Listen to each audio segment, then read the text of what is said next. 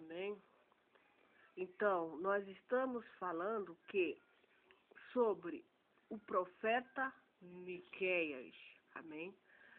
Considerações preliminares. O profeta Miqueias era originário da pequena cidade de Morosete Gat, lá no sul de Judá, área agrícola a 40 quilômetros ao sudoeste de Jerusalém. À semelhança de Amós, ele era um homem do campo e provinha com certeza de família humilde. Se Isaías, seu contemporâneo em Jerusalém, assistia ao rei e observava o cenário internacional, Miqueias, um profeta do campo, ele condenava os governantes corruptos, os falsos profetas, sacerdotes ímpios, os mercadores desonestos e os juízes venais que havia em Judá.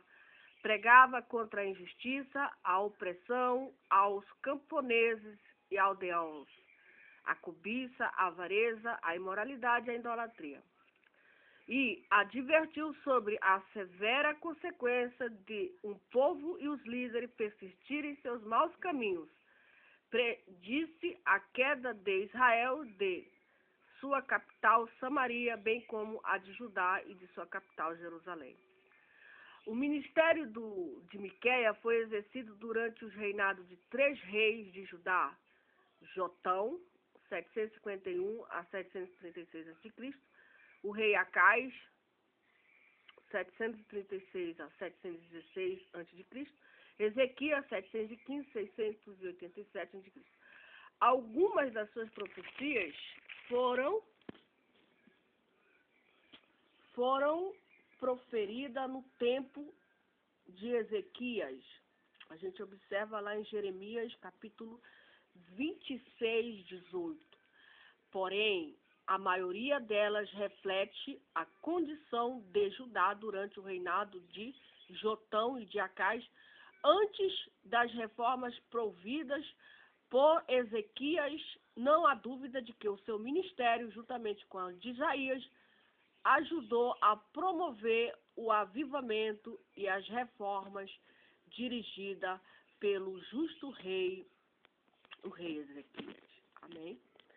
O propósito do livro de Miqueias escreveu a fim de que o Miqueias, ele teve esse propósito de que ele escreveu a fim de advertir a sua nação a respeito da certeza do juízo divino, para especificar os pecados que provocaram a ira de Deus e para resumir a palavra profética dirigida a Samaria e a Jerusalém.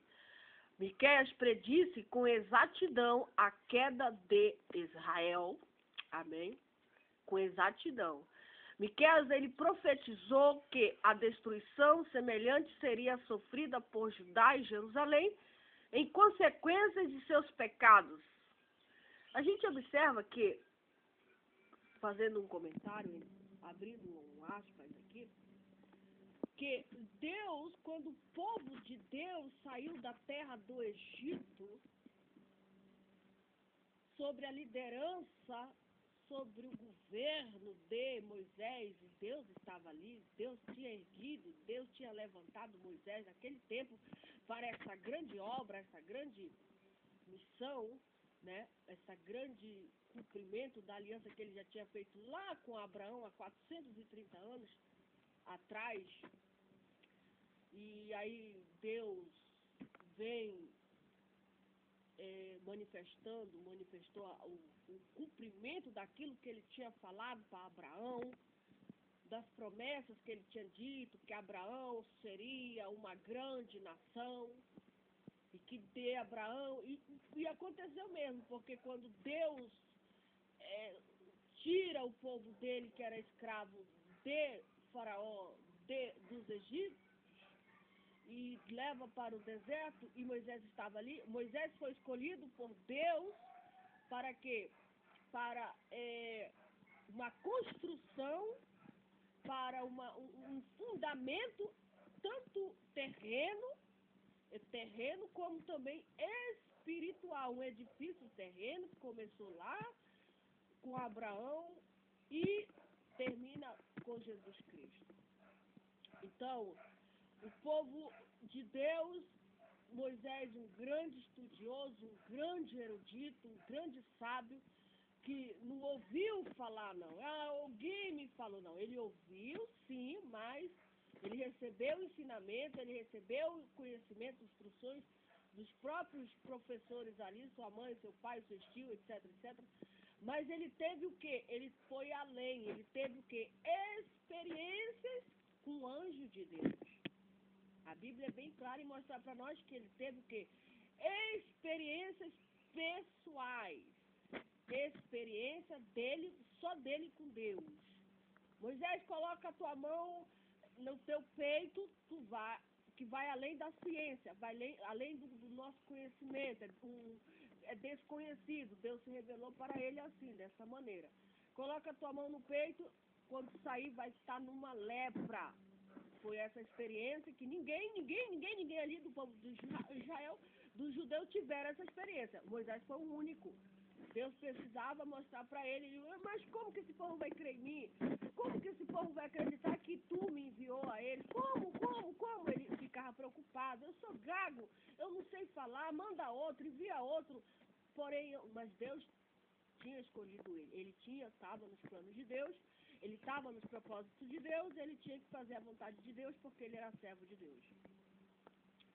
E ele se preocupava muito, foi uma das preocupações que ele teve ali, como que o povo acreditaria. E Deus concede poderes para ele, Deus concede um bordão, uma vara, na qual permitiria aí que ele tivesse o poder, o domínio, o povo ia crer nele. Ele não sabia falar, ele era gago. Moisés, ele era gago, ele não sabia se expressar. Mas Arão já falava fluentemente, não tinha problema nenhum. Então, o que a gente observa é o seguinte: aí o Moisés teve experiências profundas com esses de Deus, tal qual nenhum homem, a Bíblia diz, nenhum homem, só Jesus Cristo. Os outros profetas tiveram, mas Moisés teve experiências profundas, porque ele era um líder de Deus. Deus falava com ele face a face, ele era cheio do Espírito Santo. Ele era cheio do Espírito Santo de Deus. Ele ficou 40 dias, 40 noites sem comer, sem beber, lá no monte com Deus. E com certeza, ele ficou lá 40 dias, 40 noites, sem comer, sem beber, só recebendo os 10 mandamentos, as instruções, conversando com o Senhor sobre o seu povo, sobre a sua nação, sobre a sua igreja, enfim. Está entendendo? Então, o que a gente observa é que essa palavra, ela foi escrita por homens que não só ouviram falar, mas andaram com o próprio, comiam com o próprio, anjos, o próprio Deus, homens que tiveram relações humanas. Hoje nós só ouvimos falar. Hoje eu só ouço falar das histórias escritas pelo dedo de Deus, pelo Espírito de Deus.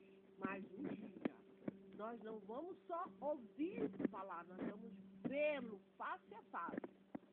Essa é uma das promessas que nós temos. Quando nós morremos, nós vemos. Uma certa pessoa estava já no estado já de partida para a eternidade. Ele estava entre o estado entre a vida e a morte. Ele já ia morrer, ele estava desenganado pelos médicos, etc. Era um câncer.